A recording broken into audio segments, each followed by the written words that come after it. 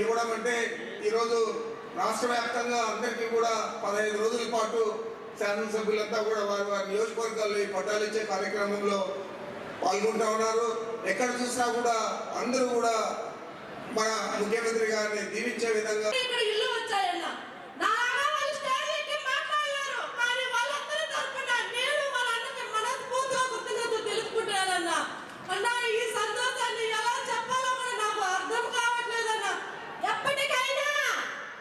నడిపించి 8,30,000 ఇళ్ళు, ఇది కాక 2,62,000 టిడ్కో ఫ్లాట్స్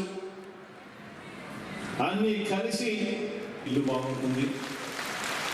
ఆ అక్క చెల్లెమ్మల ఇల్లులు బాగుంటేనే రాష్ట్రం కూడా బాగుంటుంది అని చెప్పి గట్టిగా నమ్మాను. కాబట్టి ప్రతి అడుగు అక్క చెల్లెమ్మలను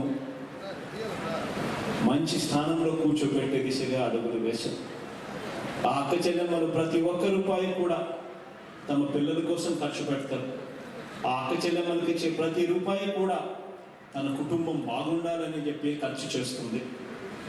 ఇది నిజం. కాబట్టి ఆ అక్క చెల్లెమ్మల కోసం అమ్మ ఒడి అని ఒక పథకాన్ని తీసుకొచ్చాం.